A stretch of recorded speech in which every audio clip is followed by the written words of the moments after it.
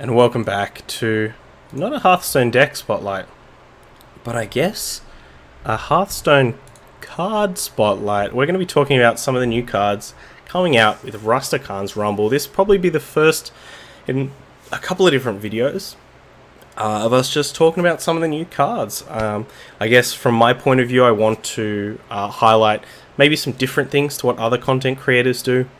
Not so much looking for the best arena cards or the best tier 1 constructed cards, but I always like to take a budget view on things. So we're going to be focusing a lot on the commons, a lot on the rares, which cards are going to be nice crafts, are going to possibly fit in a lot of these budget decks, particularly a lot of aggro decks. So we're going to talk about all the cards that we see for sure, but we will put a bit more of a focus on those budget boys, because I'm sure that everyone under the sun is going to have a fantastic opinion about a lot of these awesome legendaries, but those cost too much dust. Don't worry about those. We crack them. If not, no worries. We'll beat them with a bunch of 1-drops, 2-drops, and 3-drops. So without further ado, let's take a look at some cards. For a lot of these, it will be my first time seeing them. I did only pay attention to the first wave or two of releases. But here we have new Druid card. This is Ironhide Direhorn. Ooh. Let's just get the card on its own. Here we go. Ironhide Direhorn, 7 mana, 7/7. Has Overkill, summon a 5/5 Ironhide Runt. So Overkill is one of the new mechanics. If you kill an opposing minion with more damage than it takes to kill it, so not exactsies, then you get the overkill effect. So with the Ironhide Direhorn, oh my gosh, this thing's name is going to kill me. If you attack this into, say, a 5/5, then you're going to take 5 damage, but you're also going to get a 5/5 Ironhide Runt, which I believe is... do we know what the 5/5 is? Does it say anything? It probably doesn't have Taunt. If it has Taunt, this card is real good, but... outside of that, big dorky 7-drop, doesn't impact the board immediately, seems a bit win more, so maybe not the greatest card, but we'll move on from there. We've got the Savage Striker, 2 mana, 2/3, so great stats already. Battlecry, deal damage to an enemy minion equal to your hero's attack. So this is a Druid card, so in the average case scenario, you can pair this with your hero power on 4 mana. It's kind of like a...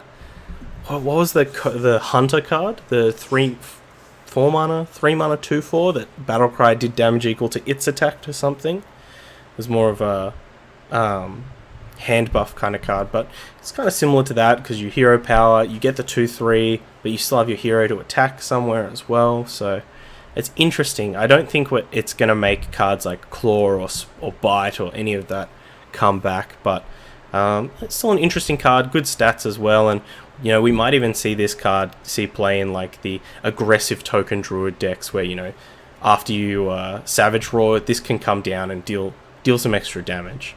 But an interesting one for sure. I wouldn't be surprised if this one saw play. Onto Hunter. Baited Arrow, Jebaited Arrow. Let's see. There we go. Prophecy was saying this. Oh no, you mentioned a different one. Okay, Busted in Arena. So Jebaited Arrow, 5 mana, deal 3 damage, overkill, summon a 5/5 Devil's Law. Already a lot of comparisons to Bane of Doom with this card. But it's interesting, the damage can go anywhere. So we can go on our own minions, we can go to our opponent's face, which is very, very good. And we get a 5/5 for the deal. So a little bit like Flanking Strike in a way. Bit more expensive, bit more upside, but also... coming down later in the game and dealing the same amount of damage, you're not going to have as many targets, but it could still be pretty good. I imagine this will be a pretty meta-dependent card that we might see things go in the way of, the card is very good early on. Then people adjust their decks to have more 3 toughness minions, less 2 toughness minions. And then we see the arrow kind of fade away, and then it might come back once the metagame shifts in a different direction. But high upside common card. This will be fantastic for the top end of a lot of our aggressive hunter decks. So really happy to summon some Devil's Oars. Temporal Lady card looks great. Yeah, great. It's got sweet art on that as well with a little chunk of meat. The Devils all following it. It's very good. And we also have the Spring Paw, which is a 1-mana 1/1 with Rush. Battlecry, add a 1/1 links with Rush to your hand. Obviously, people talking a lot about this card with the Hunter quest, which has to do with 1-cost minions. I totally agree. That could be great, especially with Firefly as well. You know, you might have this critical mass of 1-drops that replace themselves that you can have an awesome deck. But outside of that, on its own, it's competing with Dire Mole. But maybe this is like the second beast. We've been talking about this a lot for a while, where, you know, Crackling 1-drop into Crackling Razormaw is a fantastic start, a fantastic curve. But, you know, we're really lacking the premium 1-drop beast outside of Dire Mole, which is a phenomenal 1-drop beast. So perhaps Spring Paw could come in as you know, that second 1-drop beast over cards like the, I don't know, Swamp Leech or something like that. There's really a lot of bad 1-mana 2/1 beasts out there. Maybe Spring Paw is better than them. So it's common. We'll pay attention to it. Temporal Eddy. What does the Lynx look like? Is it cute? Who knows? Who knows? Unfortunately, no one's posted up the image of the Lynx yet. So we will find out soon. We'll move on to Mage. A couple of cards here.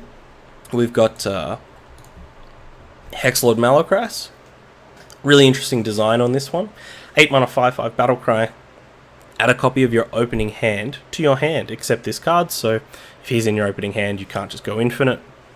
But this card's very strange. It's definitely going to adjust people's mulligan strategies. You know, if you're playing, for example, we'll say Spiteful Mage, right? Do you want to keep a hand full of low drop minions? You know, those Fireflies, you know, mulligan for your Keleseth, you know, maybe some other 3-drops or something like that. Do you want to keep that kind of opening hand, knowing that when you play Malacrass, you're going to get a bunch of low cost minions? Or would you rather try and hedge a little and keep a high mana cost card like a Spiteful Summoner or something like that in your opening hand, knowing that the turn after Malacrass comes down, you can deploy, you know, a Ysera, a Spiteful, or whatever. So, a very interesting card. I love cards that make people have to reconsider the way that they play the game. The other legendary we've got for Mage is Jan'alai the Dragonhawk. Jan'alai. 7-mana 4/4 beast. Battlecry. If your hero power dealt 8 damage this game, summon Ragnaros the Firelord. Now, is that exactly 8 damage? Or is that at least 8 damage? Because if it's exactly 8 damage, I guess there's not a lot of difference between exactly 8 damage and more than 8 damage, right? But this is really cool. Ragnaros is obviously you know, Ragnaros on turn 7 is pretty good. I don't know how you're going to be having your hero power deal that much damage. Especially, we don't have the Fallen, the 2-mana 3/2 that makes your hero power deal more damage. So yeah, if it's exactly 8 damage, it's kind of yuck. But if it's more than 8 damage, you know, this could be a viable alternate finisher to a card that's along the lines of Alana, the Dragon Caller, where, you know, you don't really want to play her exactly the turn that you draw her. You kind of want to, you know, get your Frostlich Jaina down, start doing stuff that way, kind of survive and turn the corner, and then you drop that Dragon Caller, you drop Jan'alai, something like that, and it just takes over the game. If it's exactly 8 damage, I don't think it's going to see a lot of play, but outside of that, it's a nice variable finisher.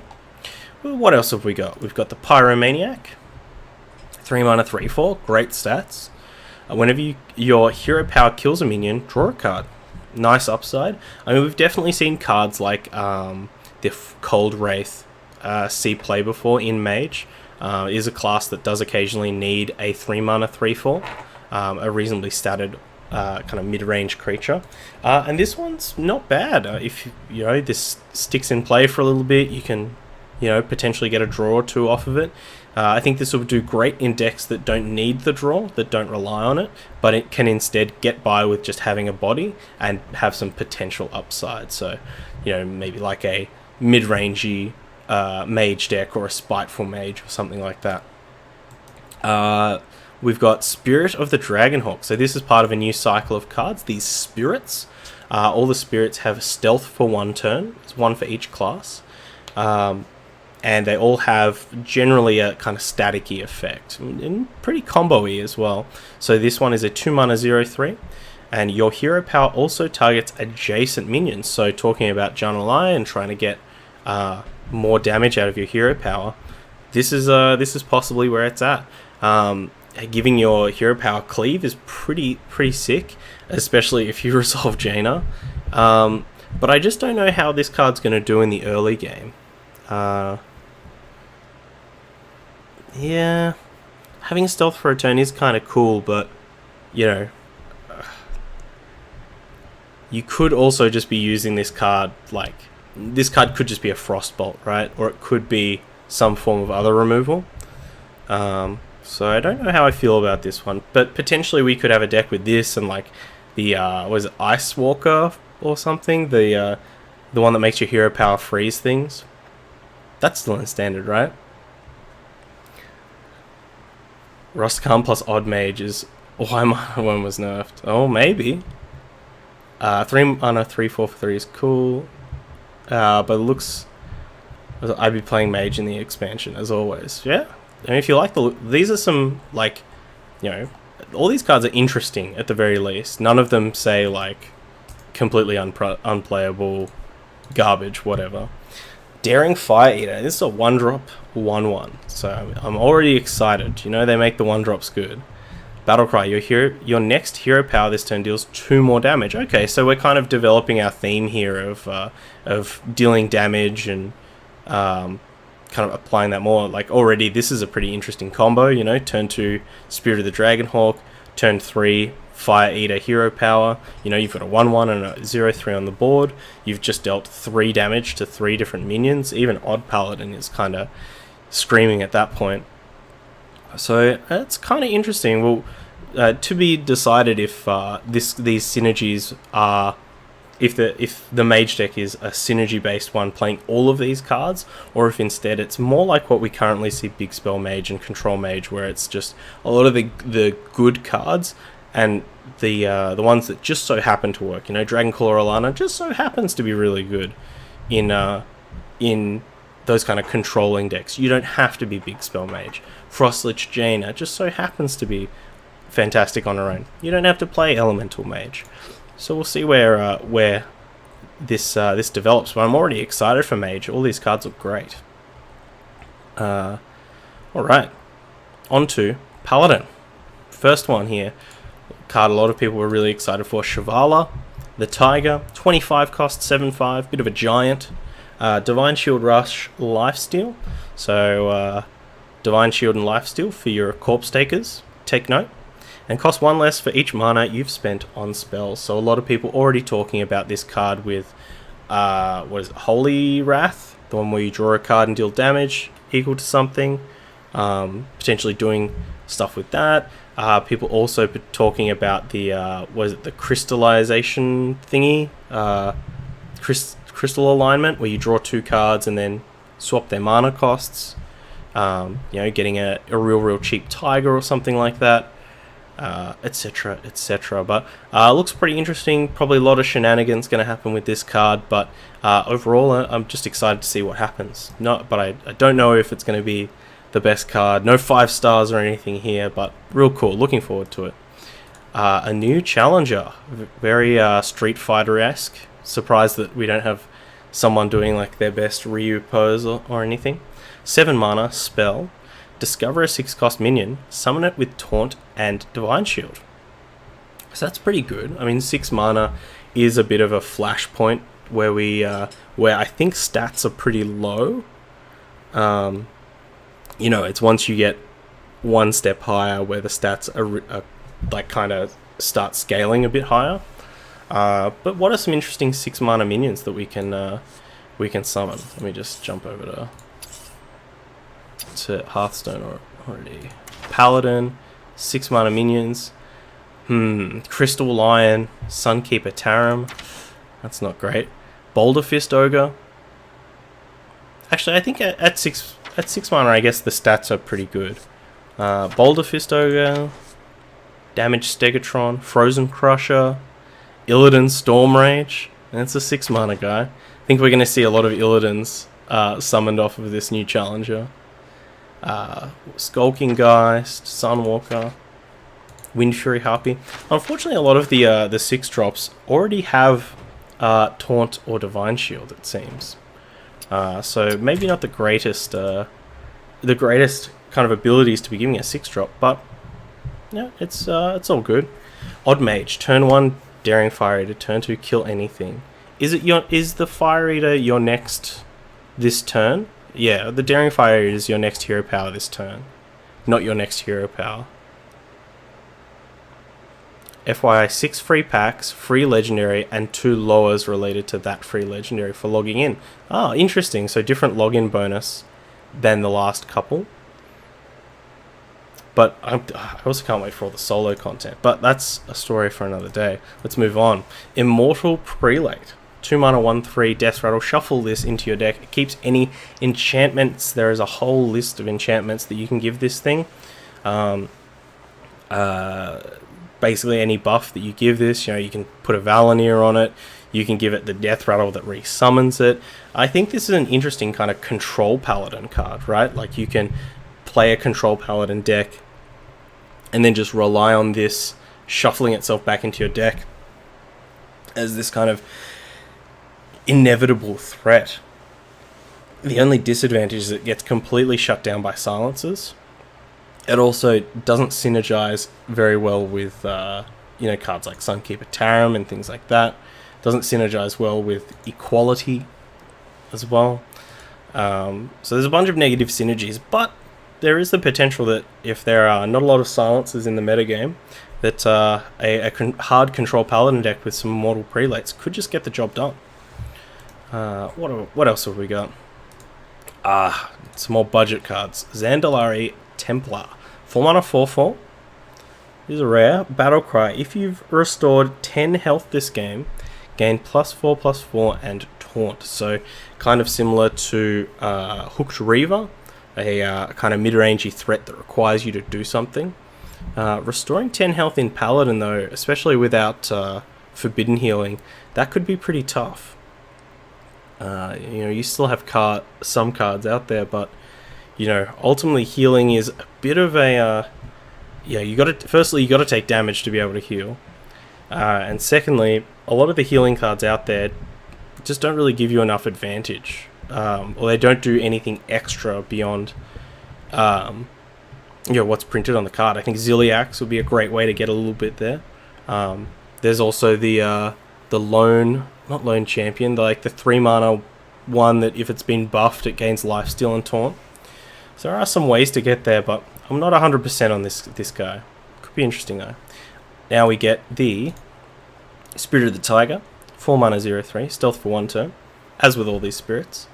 After you cast a spell, summon a tiger with stats equal to its cost. So I'm guessing if you play a Consecration, you get a 4/4 tiger. That's pretty good. That's really good. Yeah, wow. I mean, the stealth for a turn is extremely good. I mean, cards like Consecration and obviously Avenging Wrath already see play. This fits into Even Paladin as well, which is kind of one of the more worked out control paladin archetypes at the moment. So I could definitely see this card seeing some play. Unfortunately, from a budget point of view, obviously I never recommend people play budget control decks or try to make budget control decks because they usually end up being not great. But I think this is going to be a fantastic card for people who want to try that kind of stuff. All right, Timeout. I like this. I like this artwork. It's very high five. Wait, which arm is it? This one? This one? High five. Alright, 3 mana, your hero is immune until your next turn. This is a fog. This is fog. Kind of fog. Doesn't make your minions immune, but very interesting card. I mean, the first thought is in your control decks, this functions kind of like an ice block that you can't play early in the game. Does this enable any combos? Is there a way that we can deal damage to our hero but somehow prevent it? I think that's more of a warrior thing, or a warlock thing rather. I guess you can use this when you're attacking with a weapon as well, to not take any damage. Interesting. I think this card's either going to be, this card will be polar ends of the spectrum. It's either critically unplayable, or it's going to be the next ice block, and no one enjoyed that. There's also probably some very obvious combo that I've missed. Let me know in the comments right now. Alright, now we've got new Priest Legendary Bwonsamdi the Dead. 7 mana 7/7. Battlecry, draw 1 cost minions from your deck until your hand is full. Interesting. Interesting.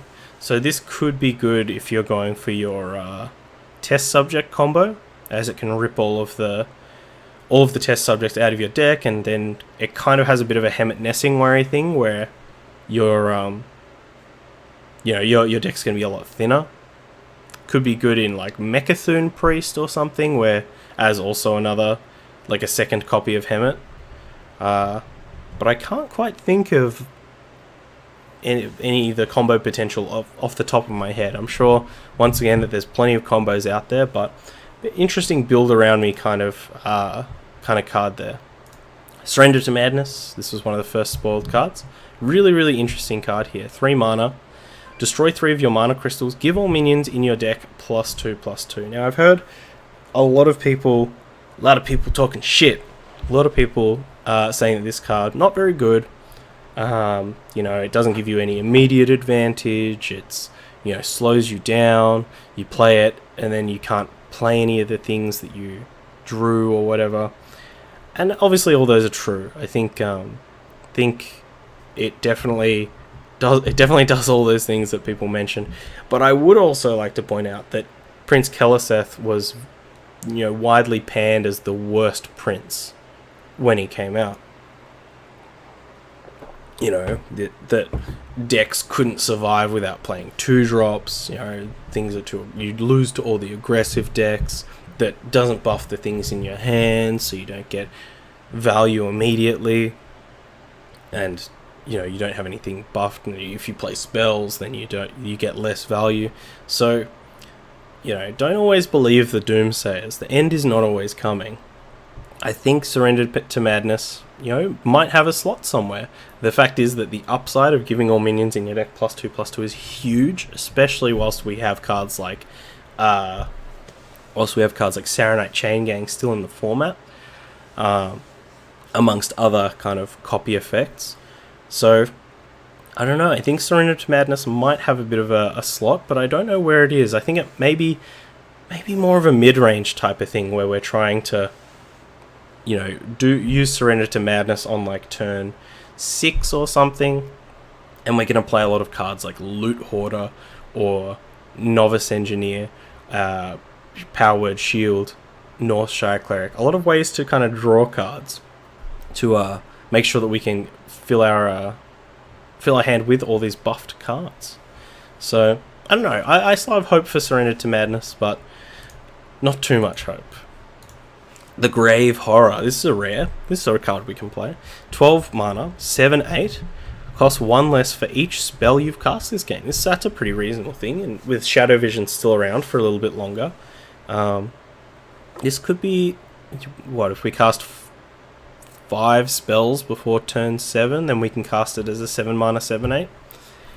Which is not too great. Interesting. I think this will be an option, but I think we will need to see decks with like maybe a more dedicated game plan of casting spells and stuff. But I mean, if we think about it, you know, right now, is there a priest deck that, you know, is incentivized for casting spells in the meta? Yes. Resurrect Priest. You know, whilst we're casting our spells to upgrade our spell stones, we're also reducing the cost in our Grave Horror. This guy's got a big booty, so it could be an ideal target. We just played the Resurrect Priest with the kind of Inner Fire Divine Divine Spirit package. Could be an option. Interesting. Then we have the Spirit of the Dead, the Priest Spirit, 1 mana 0/3. It has stealth return. After a friendly minion dies, shuffle a 1-cost copy of it into your deck. So this is kind of the combo, I guess, with Bomsandi. I'm guessing we'll see a couple of other similar effects like this where, you know, probably some kind of 2 or 3 mana buff that gives a minion death rattle, shuffle a 1 mana copy of this into your deck or something like that. That's an interesting card. I mean, obviously, getting more copies of cards in your deck is good if you're going to be grinding people out.